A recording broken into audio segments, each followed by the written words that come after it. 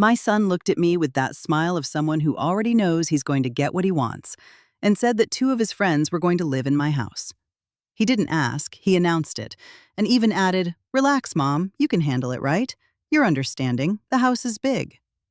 I looked at him, felt my blood run hot, but I didn't yell. Not this time. I simply replied, "All right." He smiled, relieved, thinking he had won. He had no idea what that "all right" actually meant, and much less imagined what he was going to find when he got back from playing soccer the next day. But before we continue, check if you're already subscribed to the channel, and tell us in the comments what city or country you're watching from. We really love knowing how far our stories reach. My name is Susan. I'm 68 years old, and I've been a widow for 3. I worked my whole life as an ER nurse. I retired at 63 after more than 30 years of double shifts, emergencies, and sleepless nights in the hospital. My husband Gary was an electrician. We met when I was in my early 20s. We married young, had Ryan, our only son, and spent our entire lives building what we had.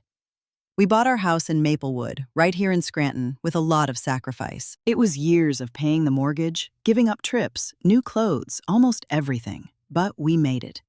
The house is simple, but it's mine. It's been in my name ever since Gary passed away. When I became a widow, I thought I was going to fall apart. Gary and I had that old-school married life, you know?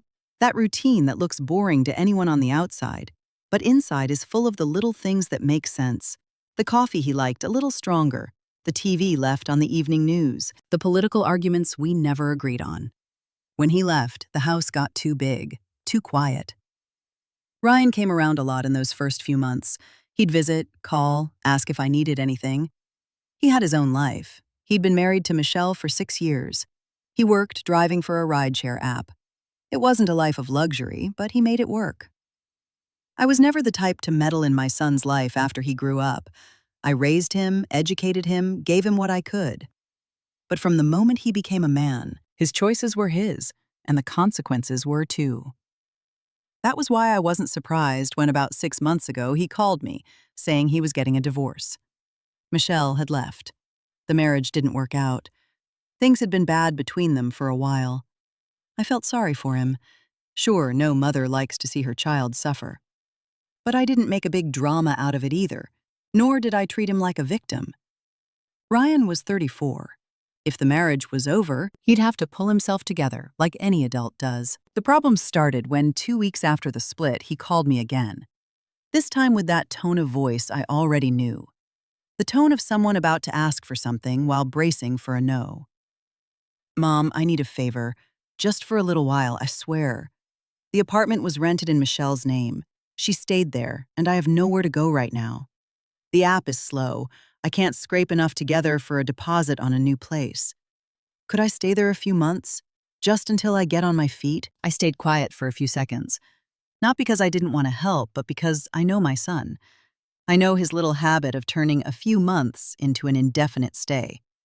I know how easily he gets comfortable when someone else solves his problems for him. But I'm also a mother. The house was empty, and he is my son. So I told him, "You can come, but we are setting some ground rules first." The next day, Ryan showed up with 2 suitcases and a cardboard box. He sat in the living room, drank the coffee I made, and waited for me to speak.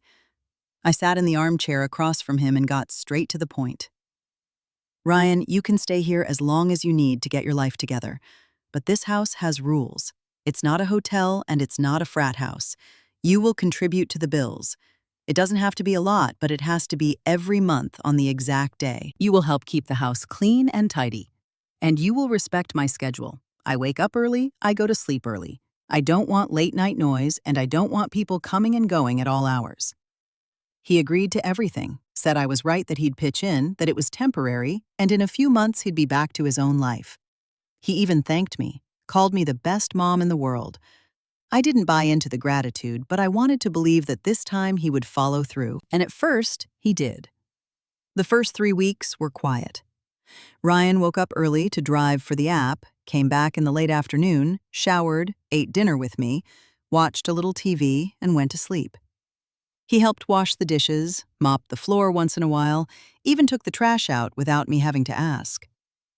At the end of the first month, he deposited the amount we had agreed on into my account. It wasn't much, but a deal is a deal. I thought maybe this time is different. Maybe he actually grew up. But then came the second month. The first thing that changed was his schedule. Ryan started leaving later and coming back later. He claimed the app was busier at night. I didn't question it, but along with the late hours came the friends. First, it was a barbecue on a Saturday. He let me know that morning, right when I had my whole afternoon planned out. "Mom, I'm having some guys over to grill. That cool?" I didn't like it, but I let it slide. Just this once, I thought. The next Saturday, it happened again. And the next, and the one after that. Suddenly, every weekend, there were people in my house. People I didn't know, laughing loud, drinking beer in my backyard, using my bathroom, leaving dirty glasses on every surface. I started getting onto him early on, trying to be gentle. "Ryan, it would be nice if you gave me more of a heads up when you're bringing people over." He would nod, apologize, promise to do better. The next week, he did the exact same thing. Then came the other stuff. The dishes he left in the sink to wash later that sat there all day. The clothes scattered across his room. The bathroom he used and never cleaned. The fridge he emptied at a pace I couldn't keep up with. I started raising my voice. Gentle reminders turned into direct demands. Direct demands turned into fights. "Ryan, I am not your maid. You are a 34-year-old man. I should not have to chase you around to wash a damn plate." He would get irritated, tell me I was overreacting, that it was just a plate, that he was going to wash it. Sometimes he did, sometimes he didn't. Sometimes he'd improve for a few days, then slide right back. It was a cycle I recognized from other eras of his life. Ryan was always like this. He does the bare minimum to diffuse the situation, then slacks off again, waiting for things to magically resolve themselves. And the money. The agreed-upon rent for the second month was a week late. For the third month, he deposited only half, saying the app was dead and he'd make up the rest later. He never did. The fourth month's money never came at all. When I confronted him, he had 1,000 excuses. His car needed repairs. It rained for a week and nobody was requesting rides. A passenger didn't pay. I listened, and inside I just thought, it's always someone else. It's never him. But even so, I kept trying. I kept demanding, fighting, demanding respect, because he was my son. He was in my house, and I wasn't just going to sit back and take it quietly. I was never that kind of woman. Gary always said my tongue was too sharp for my own good, but that sharp tongue was what kept our house running for decades. The problem was Ryan seemed immune, in one ear, out the other. He had this remarkable ability to agree with everything I said and do absolutely nothing about it. It was a Friday night when everything shifted. I had just finished dinner and was watching TV in the living room when Ryan walked in. He wasn't alone. He brought 2 friends I had seen at the barbecues. One of them was Leo, a quieter guy who always greeted me politely. The other was Marcus, a guy I never really liked the look of. He had a way of looking at things like he was appraising them, calculating their worth. Ryan sat on the couch next to me. His friends stood there looking awkward. I thought it was strange. Normally they headed straight for the backyard. But Ryan had that look of someone about to ask for something. "Mom, I need to talk to you about something." I turned off the TV. "Speak." He took a deep breath, ran a hand through his hair just like he always did when he was nervous. "So here's the deal. Leo and Marcus are going through a rough patch. Leo lost his job last month. He's behind on rent, getting evicted. Marcus is in a tight spot too. Had to leave the place he was staying because of some issues. And I was thinking, we have space here, right? The guest room is empty. We can throw an extra mattress in there. They could crash here for a bit, just until they get back on their feet." I looked at my son. I looked at the 2 grown men standing in my living room, one staring at the floor, the other staring right at me like he already knew I was going to say yes. "Ryan, are you asking me to take in 2 more people in my house?" "It's not exactly asking, Mom. I'm more like letting you know. They have nowhere else to go. I can't just leave them on the street." "And are they going to contribute? Pay rent? Split the bills?" Ryan made that face that said he thought I was being petty for bringing up money. "Mom, they're broke. They can't do it right now, but as soon as they get jobs, we'll split everything fair and square." I felt my blood boil. He was standing right in front of me, announcing that two strangers were going to live in my house for free, without consulting me, acting like he owned the place.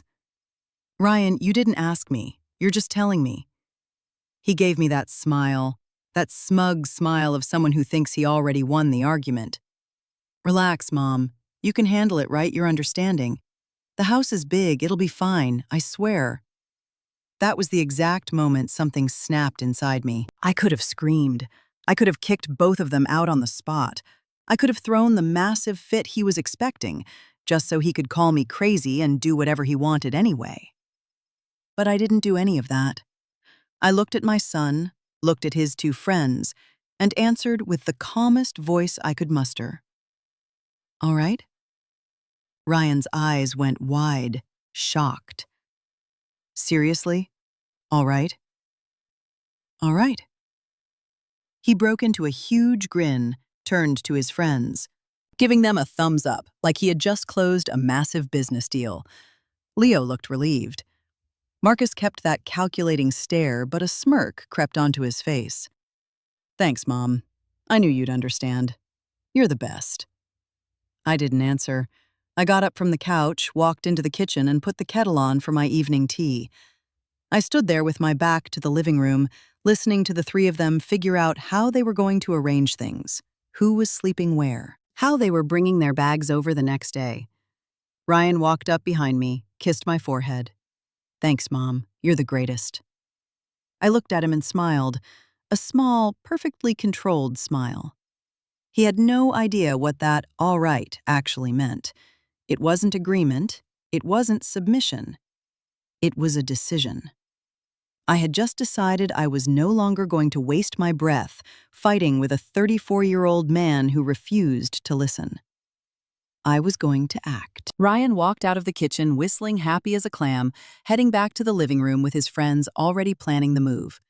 And I stayed right there drinking my tea in dead silence, thinking about my next move. He had no clue. None of them did. But they were about to find out. Leo and Marcus arrived Saturday morning, each hauling a large backpack and a trash bag full of clothes. Ryan had driven to pick them up, and when they walked through the front door, I was in the kitchen finishing up the breakfast dishes. I dried my hands on a towel and went to greet them. Leo was the first to step up. He shook my hand firmly, looked me in the eye, and said, "Mrs. Susan, thank you so much for taking us in. I know it's a lot to ask, but I swear I won't be a burden. The second I find a job, the first thing I'll do is help out with the bills." I nodded, not saying much. I wanted to see if his actions matched his speech. Marcus came right behind him, gave me a quick nod, a smirk playing on his lips. "Hey, Mrs. Susan, thanks for the solid." That was it. Didn't shake my hand, didn't really look me in the eye. He just walked right past me, looking around like he was a tenant inspecting a rental property. Ryan gave them the grand tour like he held the deed. "Living room's here, kitchen's back there, bathroom down the hall. Your room is right here, the guest room. We can fit the extra mattress right next to the bed. It'll be chill." I listened from the hallway, keeping my mouth shut. He didn't even bother mentioning that it was my house. On the first day, everything seemed somewhat civilized. The two of them got settled in the room, unpacked their stuff, and kept to themselves for most of the afternoon. At night, Ryan made instant ramen for everyone. They ate in the living room, watching TV, washed their bowls afterward. I thought, maybe it won't be a total disaster. Maybe they really are just down on their luck and need a minute to breathe. But day 2 proved I was being painfully naive. I woke up at 6 in the morning like I do every single day. When I walked out of my room to make coffee, I found Marcus asleep on the living room couch. The TV was still on, volume low, empty beer cans littering the coffee table. The stench of stale cigarette smoke was baked right into my curtains. I do not allow smoking in my house. Never have.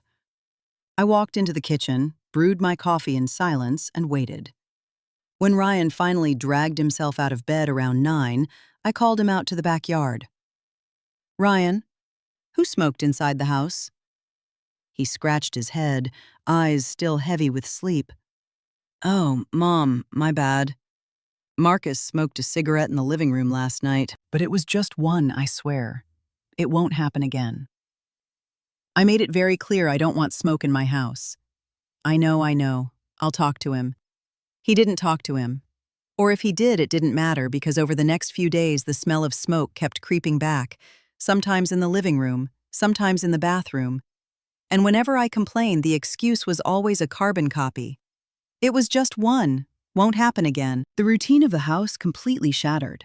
Before they arrived, I had my schedule. Woke up early, made my coffee, watched the morning news, watered the plants in the backyard, ate lunch at noon, rested a bit in the afternoon, had dinner at 7, asleep by 10. It was a simple routine, the life of a retired woman who enjoys her peace. Gary and I lived like that for years, with 3 grown men under my roof. That routine turned to dust. Leo and Marcus woke up late, usually past 11. They'd hijack the living room all morning, sprawled on the couch, watching videos on their phones at max volume. When they finally got up, they marched straight into the kitchen to make breakfast, which looked a lot more like a heavy lunch. Frying eggs, making massive sandwiches, dirtying pots and pans, leaving everything to be washed later. And later usually meant tomorrow. Mealtimes became a joke. I ate lunch at noon while they were still pouring their morning coffee. I ate dinner at 7 and they were ordering DoorDash at 10 at night. The kitchen was never empty. The fridge was a disaster zone. The bathroom was always occupied the second I needed it. And the noise was relentless. Loud laughter, booming conversations, music blasting from phone speakers, video calls with God knows who.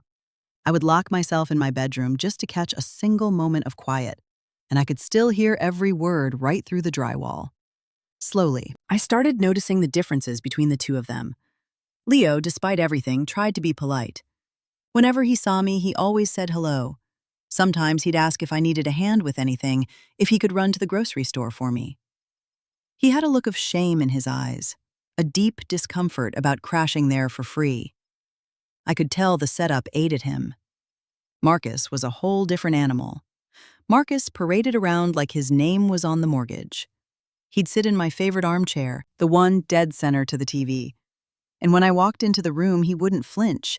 He'd rip open the fridge and grab whatever he wanted without asking. He used my bath towels, left the front gate wide open when he left, and talked down to me with a smug condescension that made my skin crawl.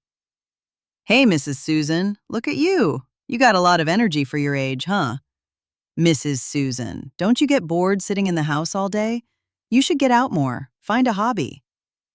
Hey, Mrs. Susan, think you could keep it down a bit in the morning? We went to bed late." He talked to me like I was some senile old bat getting in the way of his life.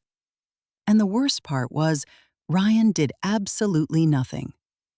When I pushed back, he told me I was overreacting, that Marcus was just like that, no filter. But deep down, he was a solid guy. One night, I was walking down the hallway to my room when I heard the 3 of them talking in the living room. The TV was loud, but their voices cut right over it. "Man, your mom is solid, huh? Just letting us crash like this." That was Leo. "Yeah, the old lady is chill," Marcus replied. "A pain in the ass sometimes, complaining about every little thing, but she deals with it." "She's just like that, guys, don't sweat it," Ryan chimed in. "She complains and complains, but in the end, she lets it slide. Always been that way." "The little old lady of the house," Marcus laughed. "Gotta have patience with her, right? Poor thing." I stopped dead in the hallway. I felt the blood rush to my face. The little old lady of the house. Poor thing. That was exactly how they saw me, a nagging inconvenience they just had to tolerate. I took a slow breath and went into my room. I shut the door without making a sound. I sat on the edge of my bed in the pitch black, thinking, I could march out there right now and raise hell. I could throw them all out on the street. I could scream until my throat bled. But what good would it do? Ryan would call me crazy, say they were just joking, spin a web of excuses. And tomorrow, everything would go right back to the way it was. I needed to think clearly. I needed to see exactly how deep this rabbit hole went before I made a move. By the end of that week, the electric bill arrived. I nearly fell backward when I saw the number. It was more than double what I usually paid.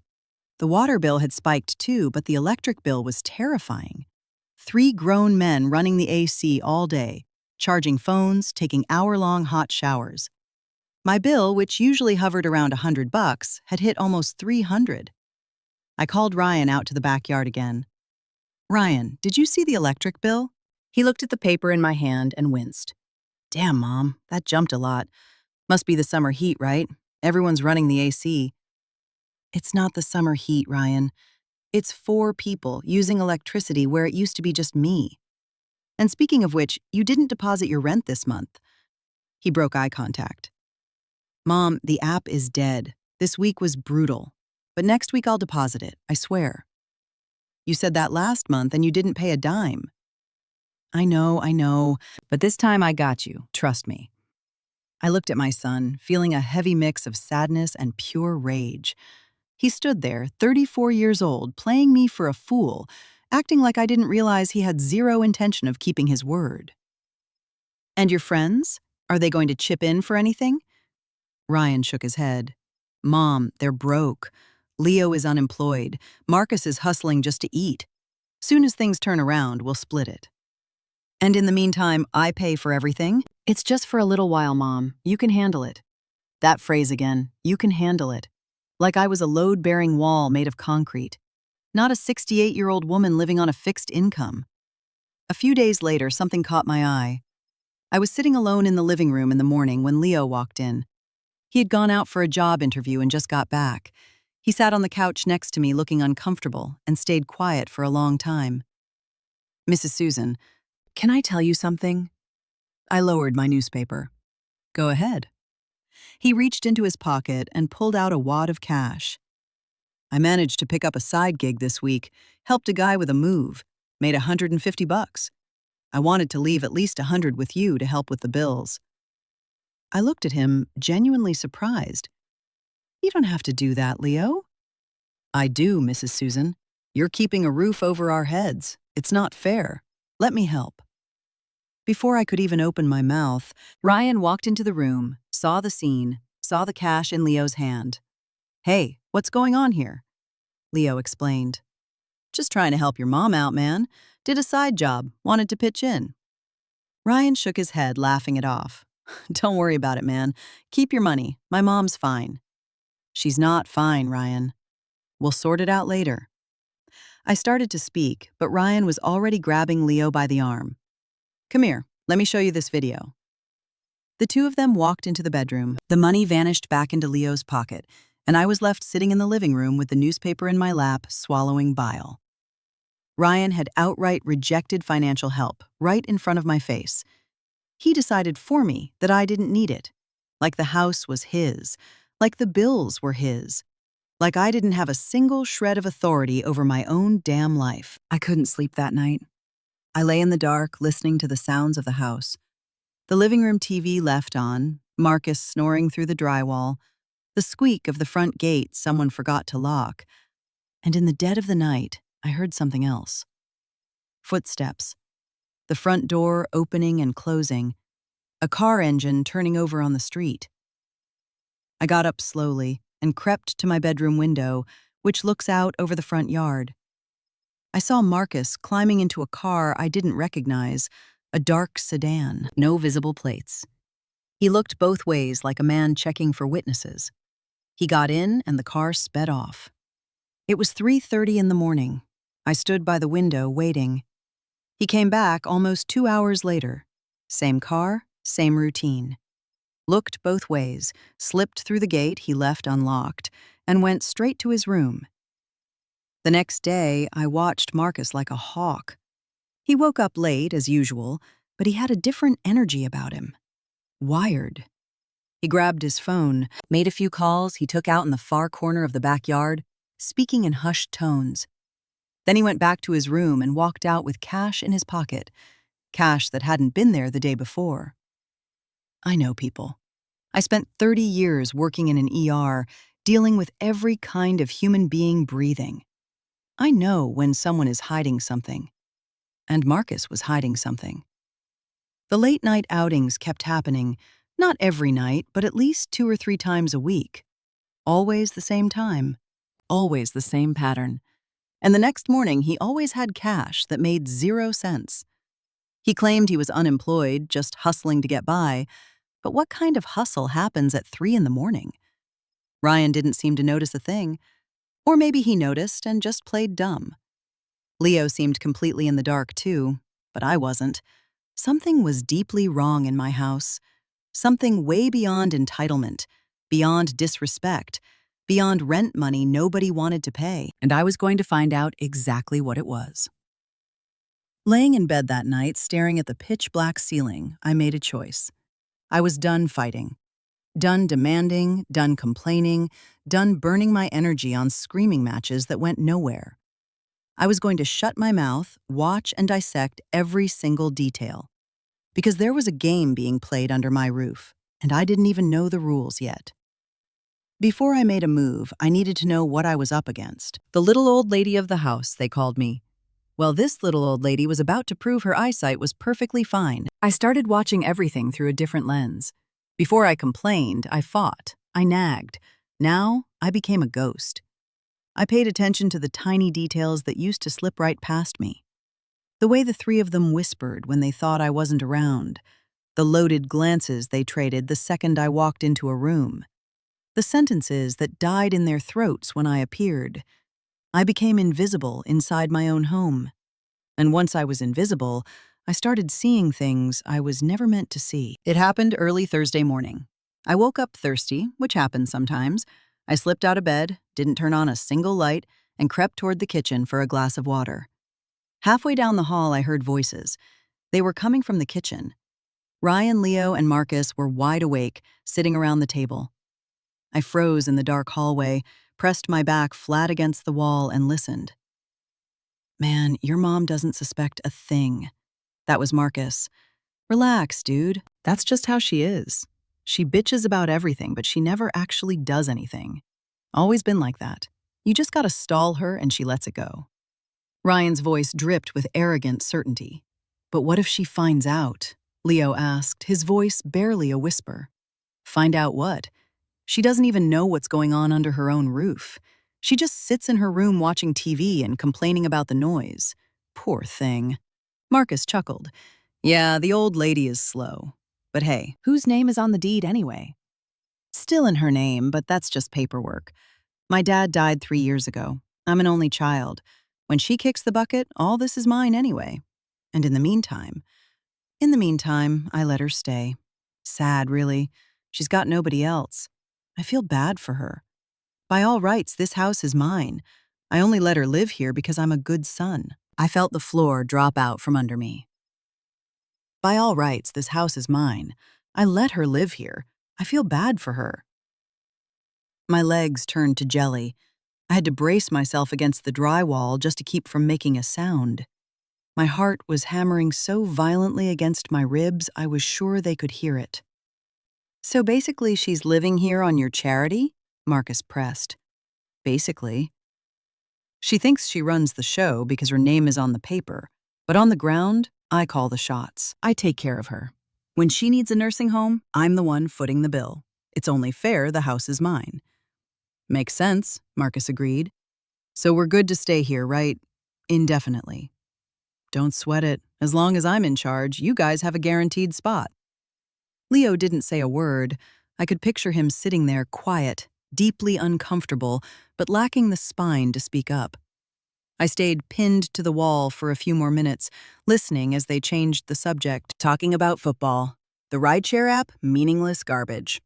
Once I was absolutely certain the conversation about the house was over, I drifted back to my bedroom like a shadow. I closed the door without a sound. I sat on the edge of my bed. I didn't cry. I couldn't cry.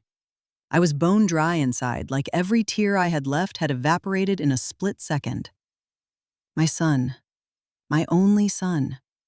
The boy I carried in my body, the boy I nursed, the boy I raised with bleeding knuckles and endless sacrifice, the man I took into my home when he hit rock bottom, the man I fed, the man I tried to protect even when he didn't deserve it. This man was sitting out there telling his deadbeat friends that I was living in my own house on his charity, that he pitied me, that the house was rightfully his. Gary and I bought this house. We broke our backs for decades to pay every single mortgage slip. We gave up so much, and now my son was holding court, bragging that he let me stay here out of the goodness of his heart. I didn't sleep a wink that night. I lay in the pitch black, staring at the ceiling, replaying every single word. And something shifted inside me. A lock clicked into place, and there was no going back. Over the next few days, I watched how they treated me, and I finally saw the brutal truth I had been ignoring. Marcus treated me like a squatter. When I walked into the living room, he wouldn't give up my chair. When I asked him a question, he took his sweet time answering like I wasn't worth the breath. And he started dropping comments that I used to brush off as bad jokes, but now I realize were absolute facts in his mind.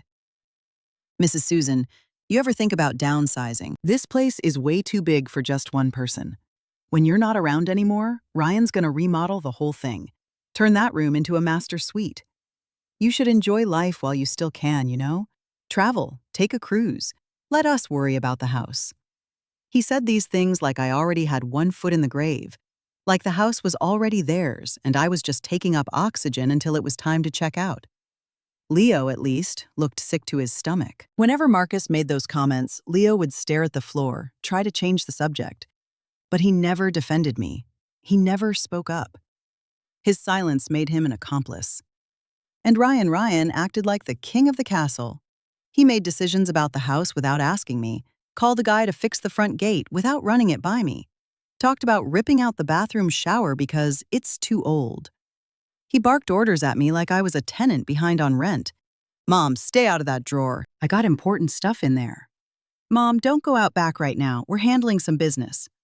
Mom, I got some guys coming over tomorrow. Just stay in your room, okay? Try not to get in the way. Try not to get in the way. In my own house. I listened to all of it in dead silence. I nodded. I said, all right. I went to my room, and inside my head, I pieced the puzzle together. My son wasn't just entitled. He wasn't just disrespectful. He was actively building a lie, a delusion where he was the landlord, the provider, the martyr son, taking care of his pathetic mother. And his friends bought it. Maybe he even bought it himself. I thought about confronting him. I thought about marching into the living room, looking him dead in the eye and saying, I heard every word. I know what you're saying about me. But what would that fix? He would deny it. He would say I misunderstood. He would gaslight me, and his friends would back him up. I'd just be the hysterical old woman ruining her son's life. No, confrontation wasn't going to cut it. I needed more. I needed to know exactly how deep the rot went, because there was a missing piece to this puzzle. Marcus's 3 a.m. joyrides, the stacks of cash materializing out of thin air, the coded glances he and Ryan exchanged when my back was turned, the whispered question in the kitchen, what if she finds out? Find out what exactly? There was something else happening here. I could feel it in my bones, and I was going to rip it out into the light. That night, before I closed my eyes, I made a mental checklist. What I knew, what I suspected, what I needed to prove. I knew my son was spinning vicious lies about me. I suspected Marcus was neck-deep in something illegal. I needed to know how the two were connected, and above all, I needed to know if my son was in on it. Because if he was, the rules of engagement changed entirely. I closed my eyes and took a deep breath. The little old lady of the house, they called me. The pathetic charity case who didn't know left from right. Well, this little old lady was going to keep playing dumb. I was going to watch, listen, hoard the puzzle pieces, and the second I had the full picture, I was going to drop the hammer. No screaming, no fighting, no second chances, just pure, unadulterated consequences. It happened on a Tuesday morning. I woke up at my usual time, made my coffee, and sat at the kitchen table to read the news on my phone. The house was dead quiet. Leo and Marcus were sleeping off the night before, as usual. Ryan had left early that day, a rare occurrence. He muttered something about a glitch with the rideshare app and needing to sort out his car registration. Around 9, I walked into the living room to open the windows and air the place out. That's when I saw it. Ryan's tablet, tossed casually onto a couch cushion. He had forgotten it. I stood there staring at the screen for a few seconds. Ryan dragged that tablet everywhere. He watched videos, played games, texted his buddies. It was practically grafted to his hand. He never forgot it. My first instinct was to call him, tell him he left it behind.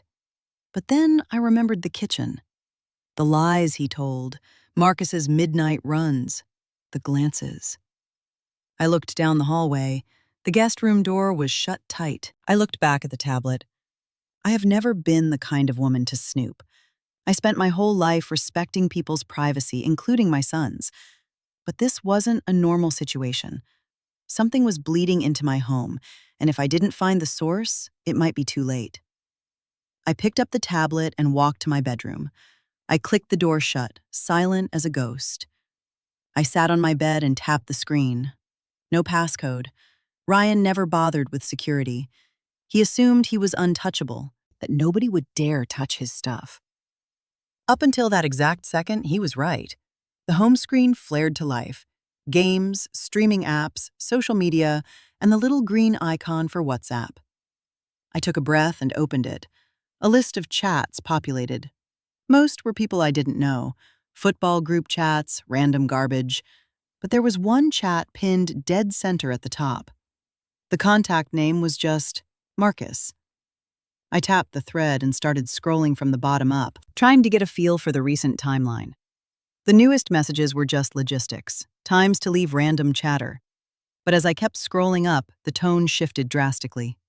Got another 15 last night, stashing them in the guest room under the bed. The guy from Highland Park confirmed. Picking up Saturday 500 a unit. Solid week, 32 total. Your cut is separated. My hands started to shake. I kept reading. The old lady suspect anything? Nah. She hides in her room, doesn't know shit. Relax. Better that way. If the cops show up, the house is in her name. We bolt, she takes the fall. I had to stop reading. My hands were trembling so violently I almost dropped the glass screen onto the floor. I forced my eyes back to the text. I had to see it all. The messages stretched back months, right to the day Leo and Marcus moved in. Maybe even before. The operation was crystal clear. Marcus was receiving stolen cell phones from guys he called suppliers. He was hoarding the stolen tech in my guest room, shoved under the mattress inside heavy backpacks. Then he flipped them to buyers he identified by neighborhood: Highland Park, the Industrial District, downtown, and Ryan. Ryan was taking a cut for providing the safe house, 15% of every flip, according to a text from 2 months ago. In exchange, he guaranteed the house was secure, that I wouldn't find out, and that if the whole thing blew up, he would make sure the heat stayed off them. It was all right there in black and white. Quantities, cash drops, dates, buyer, aliases. A meticulously documented criminal enterprise operating out of my spare bedroom. And the sentence that shattered me completely. If the cops show up, the house is in her name. We bolt, she takes the fall. My own flesh and blood was using my home as a stash house for stolen goods. He was lining his pockets with dirty money. And if the police kicked the door in, the plan was to let me take the bullet. The owner of the property, the clueless 68-year-old widow. I was going to rot in a cell so my son could walk. I sat on the edge of my bed, paralyzed for God knows how long. The tablet felt like a block of lead in my hands. The room spun as my brain tried to process the sheer weight of what I had just read. Ryan wasn't just ungrateful. He wasn't just an entitled brat. He wasn't just a liar. My son was an accessory to a felony, and he was fully prepared to throw me to the wolves to save his own skin. I breathed in deep. Once, twice, 3 times. I needed ice in my veins. I needed to think. If I marched out there and confronted him now, what was the play? He'd deny it. He'd spin some elaborate lie. Marcus would grab the phones, torch the messages, and act like I was losing my mind. And I would be left holding zero evidence, still completely exposed to a raid. No, I needed to be surgical about this. I grabbed my phone and started taking pictures of the tablet screen. Shot by shot, thread by thread, I documented everything that mattered.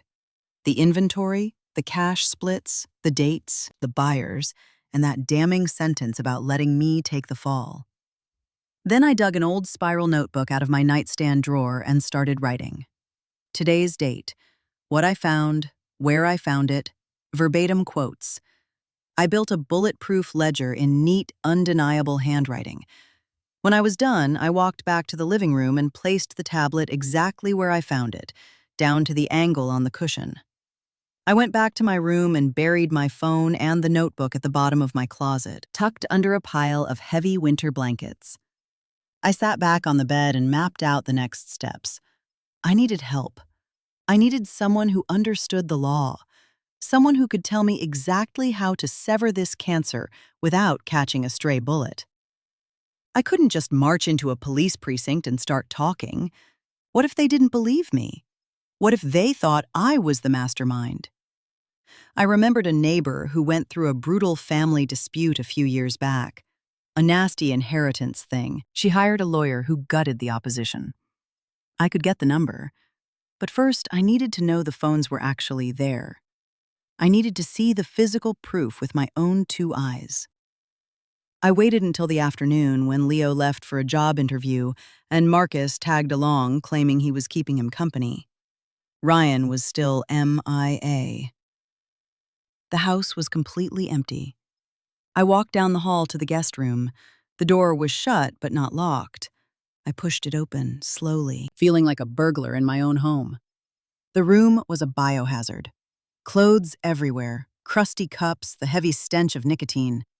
The twin bed was pushed against the wall, Marcus's floor mattress tossed next to it. I got down on my knees and looked under the bed frame.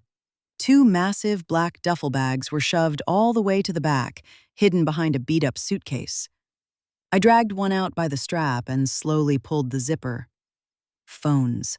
Dozens and dozens of cell phones. Different brands. Different models. Some still had screen protectors. Others had shattered glass. All powered down, stacked tight like inventory in a warehouse. I zipped the bag shut, shoved it exactly where I found it, and backed out of the room. I walked back to my bedroom, my chest heaving. I sat on the bed and stared at my hands, still shaking. It was real. Every single word of it was real. My son was hoarding stolen electronics in my house, cashing in on the hustle, and plotting to let me take the rap if the walls closed in. I didn't eat dinner that night. I claimed I had a migraine and locked myself in my room. I heard the 3 of them come home, shooting the breeze in the living room, laughing about something on TV. Ryan knocked on my door to ask if I needed anything. I told him no, I just needed to sleep. He walked away, and I lay there in the dark, drafting a war plan. I was going to find that lawyer. I was going to map out my legal rights. I was going to figure out exactly how to detonate this situation without catching the shrapnel. And when the board was set, I was going to show my son exactly what happens when you cross the little old lady of the house. He thought I was blind. He thought I was a pathetic, gullible mark he could bleed dry and discard. He was dead wrong. The next morning, I woke up with a crystal-clear focus I hadn't felt in decades. I drank my coffee, waited for the 3 of them to clear out, and walked across the street to Mrs. Miller's house.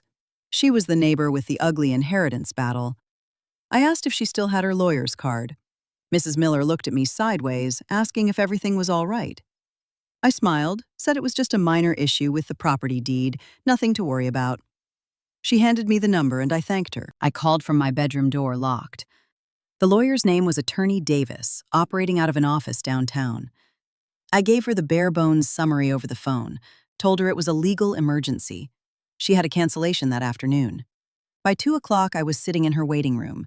By 2:15, I was sitting across her desk, spilling everything. I told her about Ryan moving back in, the deadbeat friends, the conversation I overheard in the dark, the midnight runs, the tablet left on the couch, the photos I took, and the duffel bags full of stolen phones under the bed. Attorney Davis listened in dead silence, taking rapid notes on a yellow legal pad. When I finished, she took off her glasses and looked at me with cold professionalism.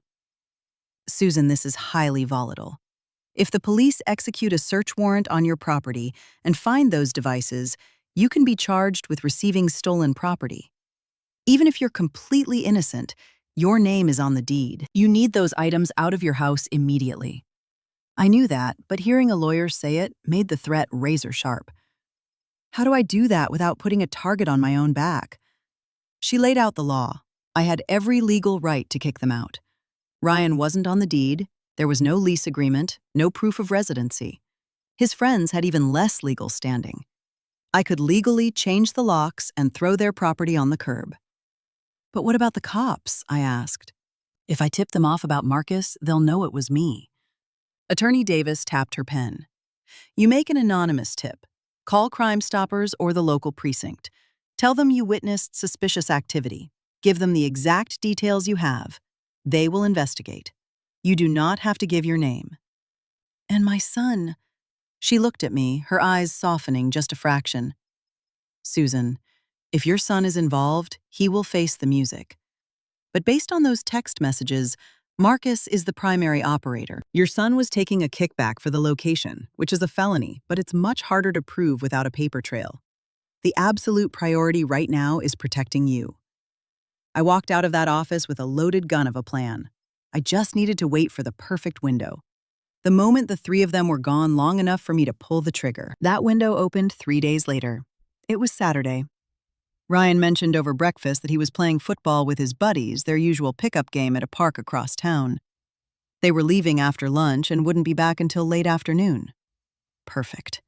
I waited for them to leave. I watched Ryan's car pull away from the curb with all three of them packed inside. I waited another 15 agonizing minutes just to make sure nobody forgot their wallet and turned back. Then I went to work. First, I called a locksmith, an older guy who had done work for us years ago when Gary was still alive. I told him it was an absolute emergency that I lost my keys and needed the front door deadbolt swapped immediately. He said he could be there in 30. While I waited, I marched into the guest room. I grabbed heavy-duty black trash bags and started stuffing Leo and Marcus's lives into them. I didn't fold. I didn't organize. I just shoveled their garbage into the plastic, treating their things with the exact same respect they showed my home. Then I went to Ryan's room and did the exact same thing. The locksmith pulled up at 2:30. He swapped the deadbolt in under 40 minutes, handed me 3 shiny new keys, and I buried them deep in my pocket. The second his truck disappeared down the street, I resumed the purge. I dragged the heavy black bags out to the front yard, dumping them next to the gate. I went back inside, grabbed the backpacks, the shoes, the loose electronics. Everything went to the grass. I made trip after trip, no rushing, no blind rage, just the cold, mechanical precision of a woman doing exactly what needed to be done. Halfway through the eviction, I froze. The duffel bags under the bed, the stolen phones. I hesitated. If I left them inside, the cops could still raid my house and pin the felony on me, but if I moved them, I could be charged with tampering with evidence. I thought about what the lawyer said. I thought about the plan. I left the bags right where they were. But before I finished gutting the room, I glanced out the window and saw Marcus's dark sedan parked on the street. The car he used for his 3 a.m. drops. I remembered a detail from the texts. Marcus always kept a fresh batch of phones in the trunk when he went out, just in case a buyer wanted a last-minute deal.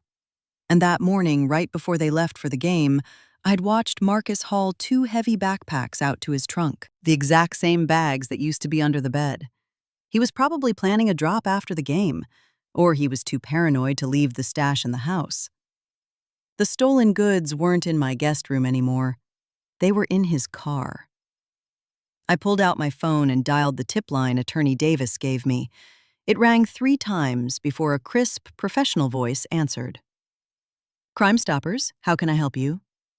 I took a breath and fired. I told them I witnessed a man moving suspected stolen electronics in my neighborhood. I told them he operated out of a dark sedan, gave them the make, model, and the license plate I had memorized. I told them exactly where he was right now, a public park across town, and stated clearly that his trunk was currently loaded with stolen merchandise. The operator typed frantically, asking if I wanted to leave a name. No, I said. Tip received. We're dispatching a unit to the location. I hung up. My hands were shaking, but not from fear. It was pure adrenaline. I walked back out to the yard and finished stacking the trash bags. I checked my watch. 4:30. The game was probably wrapping up. they'd be heading back. I walked inside, locked the brand new deadbolt, and sat down on the couch. I turned the TV on, but I didn't see a single frame. I just sat there, waiting. Ryan's number lit up my phone around 5:30. I stared at his name on the screen and let it ring. It rang again. And again. I didn't move a muscle. 20 minutes later, I heard the screech of tires, a car door slamming, voices shouting in a panic. Ryan's car, not Marcus's. I walked to the window and peeked through the blinds. Ryan and Leo were spilling out of the car. They looked terrified, pacing like caged animals. Ryan had his phone glued to his ear, walking in tight circles. Leo was leaning against the hood, both hands gripping his head. Marcus was nowhere to be seen. I knew instantly. The cops got him. Ryan hung up the phone and sprinted toward the house. That's when he saw it. The mountain of black trash bags on the lawn. His clothes, his shoes, his life scattered across the grass. He stopped dead. He stared at the bags, stared at the door, then bolted up the steps. He jammed his key into the lock. It didn't turn. He yanked it out, jammed it back in, shoved his shoulder against the wood. Nothing. He started hammering his fists against the door. "Mom, Mom, open the door! What the hell is going on?" I stood up from the couch.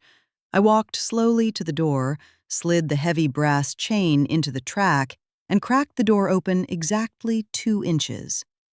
My son's face appeared in the gap, red, sweating, absolutely frantic. "Mom, what is this? Why is all my shit on the lawn? Why isn't my key working?" I looked him dead in the eye, my voice made of absolute ice. "Because I changed the locks." "What do you mean you changed the locks? This is my house, too." "No, Ryan. This is my house. It has always been my house. You live here because I allowed it, and I don't allow it anymore." His eyes bulged out of his skull. "Mom, have you lost your damn mind? Marcus just got arrested. The cops pulled us over leaving the park, tore his car apart, found a mountain of stolen phones. They hauled him off in cuffs. And you pick right now to kick me out." "I didn't pick the moment, Ryan. The moment arrived." "What the hell are you talking about?" I leaned into the crack in the door. "I know everything. I know Marcus was running stolen tech out of my guest room. I know you were taking a cut to hide him. And I know the 2 of you were planning to let me take the felony charge if the cops ever raided the place. I read the texts." All the blood drained from his face. The blind rage instantly morphed into raw terror. "Mom, you don't understand. I didn't know exactly what—" "Do not lie to me, Ryan. I read every single word. If the cops show up, the house is in her name. We bolt, she takes the fall. Your exact words." He choked on his own breath. He swallowed hard. "Mom, I was going to protect you. I would never let you— You were going to let me rot in a prison cell to save your own skin? Do not stand there and try to con me." I saw it with my own 2 eyes. He instantly shifted gears. The tears welled up. His voice cracked into a pathetic whimper. "Mom, please. I'm your son. You can't do this to me. I have nowhere to go. Marcus is in jail. Leo has nothing. I'm going to be sleeping on the street. Are you really going to abandon me like this?" I looked at my son. This 34-year-old man I had fed, clothed, and shielded from the world his entire life. This man who told his deadbeat friends I was living in my own home on his charity. Who called me a pathetic old woman. Who was fully prepared to let me die in a cage to cover his tracks. "I am not abandoning you, Ryan. I am treating you like an adult, and adults face the consequences of their actions. Grab your garbage and get off my property. You have 48 hours to collect whatever you left behind. After that, it goes in the dumpster."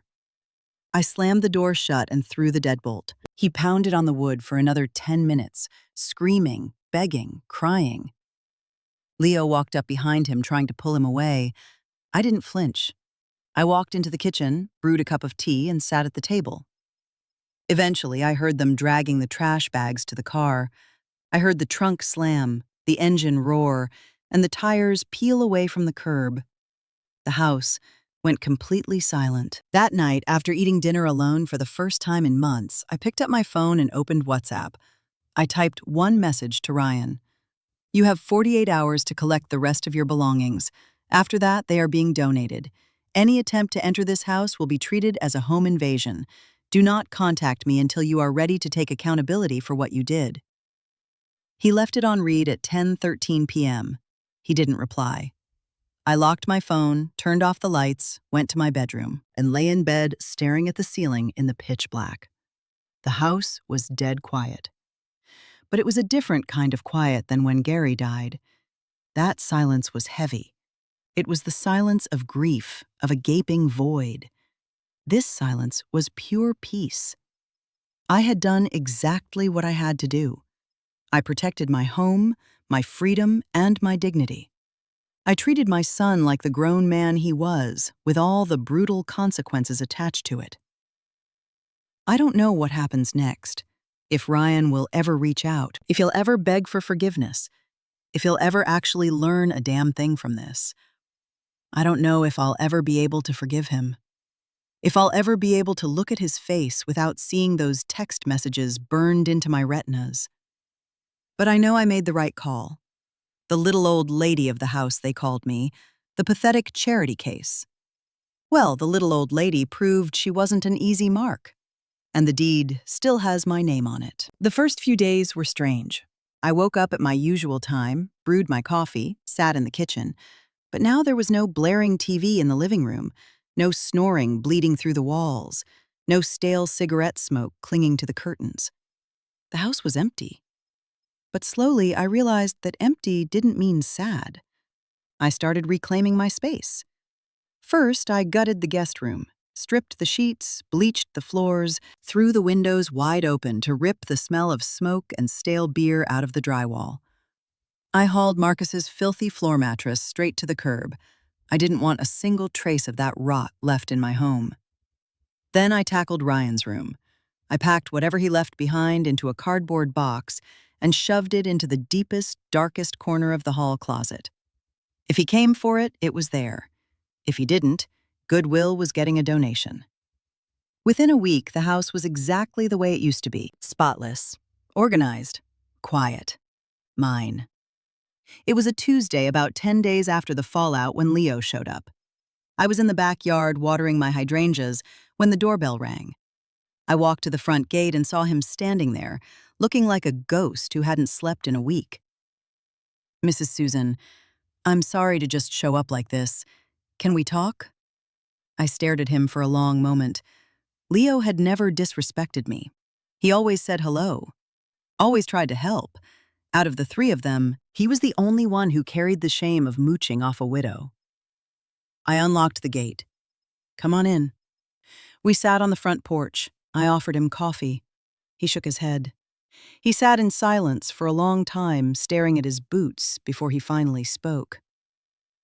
"Mrs. Susan, I need to know what happened. Ryan won't give me a straight answer. Marcus got locked up, you threw us all out on the street, and I'm sitting here having no idea what I even did wrong." I sighed heavily. Leo didn't know. I knew that for a fact from the text logs. He was completely out of the loop. He was just a broke kid who needed a couch to crash on. He didn't deserve to carry the weight of a crime he had no part in. So I laid it all out for him. I told him about the stolen phones, about Marcus using the spare room as a drop house, about Ryan taking a cut to provide the cover. I told him about the texts I read and the master plan to let me take the fall when the feds came knocking. As I spoke, Leo's face morphed. First shock, then disbelief, then a sickening, gut-wrenching realization. "I didn't know any of that, Mrs. Susan. I swear on my mother's life. I thought Marcus was just broke like me, doing side jobs. I never had a clue he was moving stolen weight." "I know you didn't, Leo. That's why I'm telling you." He went quiet, shaking his head slowly as the betrayal sank in. And Ryan knew. He knew everything. He knew he helped, and he cashed the checks. Leo dragged a trembling hand down his face. "I don't believe this. We've been friends for years. He brought me here saying he was doing me a solid, And the whole time he was just using me as camouflage. You weren't the only one he was using, Leo. He looked at me, his eyes glassy. Mrs. Susan, I am so sorry. I am so sorry I brought this into your home. For staying here for free. For all of it. You didn't deserve any of this. You don't owe me an apology for other men's sins. Just get your life together and keep moving. Leo walked off my porch that day and never came back. I heard through the neighborhood grapevine that he landed a warehouse job at a lumber yard, rented a small room on the south side of town, and completely cut ties with Ryan. The news about Marcus trickled in slowly. The cops pulled 17 stolen phones out of his trunk that day. The detectives squeezed him, and it turned out he was tied to a massive, organized retail theft ring. Guys who hijacked shipments and funneled the hardware to him to fence. He was hit with multiple felony counts of receiving stolen property and was sitting in a county cell waiting for trial. Ryan was never charged. There was no physical paper trail linking him to the cache, only the text messages I had photographed, and I never handed those over to the cops. Attorney Davis warned me that if I gave them to the detectives, they could flip the investigation onto me, since the trafficking happened under my roof. So I kept the photos locked in a digital vault. Leverage. If Ryan ever tried to come after me, I had the kill switch ready. But even without a conviction, Ryan lost everything that mattered. He lost his friends. He lost his free ride. He lost my respect. I heard he was renting a miserable, windowless room in a bad part of town, driving 14-hour shifts just to make rent. The easy ride he had in my house was dead and buried. He didn't call. He didn't text. He didn't show up. And I didn't reach out. 3 months bled by. Life returned to a baseline, or rather, a new kind of normal.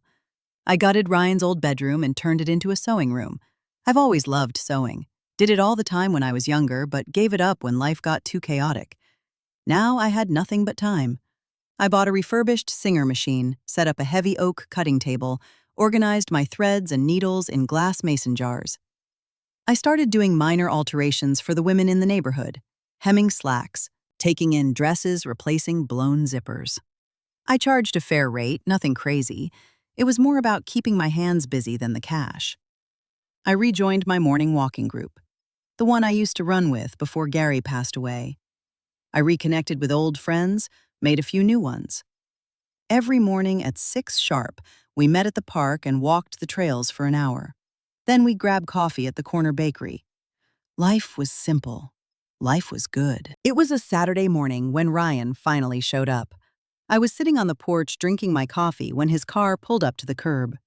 He got out slowly. He stood at the edge of the driveway for a long time, like he was trying to summon the nerve to keep walking. Then he rang the bell. I walked to the gate and unlocked it. "Hey, Mom."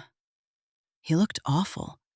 Thinner, exhausted, deep bruised bags under his eyes, a patchy beard he hadn't bothered to trim. He looked like he had aged 10 years in 3 months. "Hello, Ryan.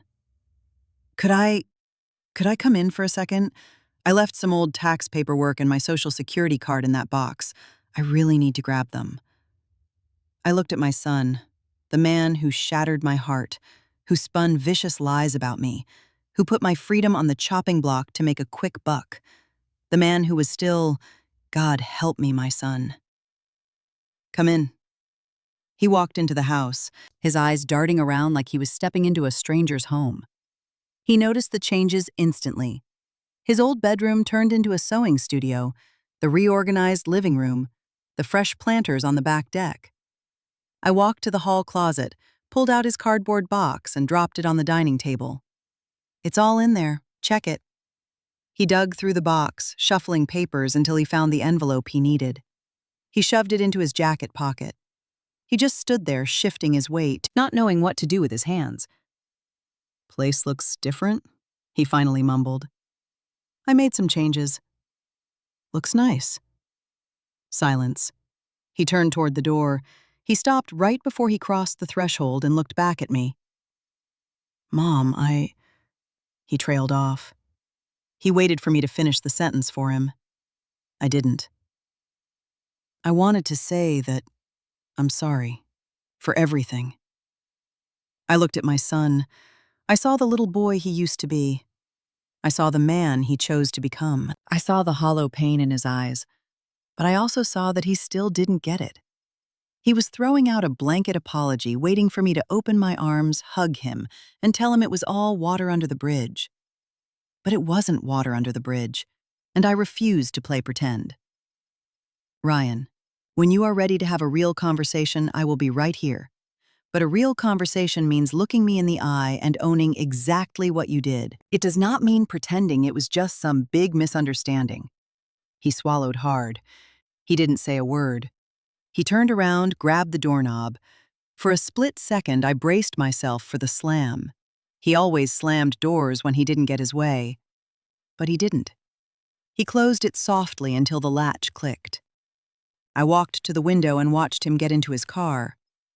He sat behind the wheel for a long time, just staring blankly through the windshield, before he finally turned the key and drove away. I walked back out to the porch. I sat in my chair and finished my coffee. I don't know if he'll ever come back. I don't know if he'll ever find the spine to have the conversation we need to have.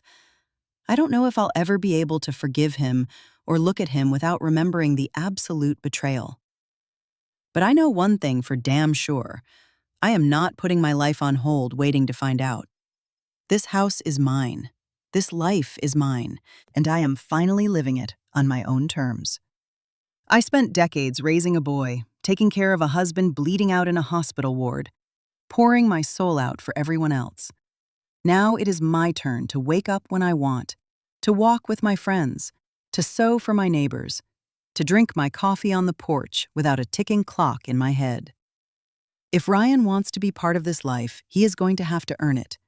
He is going to have to prove he changed, not with cheap words, but with blood, sweat, and actions. And if he doesn't want to, or if he just can't, life goes on. Because I learned a hard truth in my 68 years on this earth. You cannot force a person to be someone they are not. Not your husband, not your friend, and not your son. All you can do is protect your own peace and hope the people you love figure out how to protect theirs. Everything else is just consequences, and every adult has to learn how to face them. If you liked this story, drop a comment down below. What would you have done in my shoes? And make sure you click on the next video popping up on your screen right now. It's got a crazy emotional twist that will keep you hooked from the very first second. See you in the next video.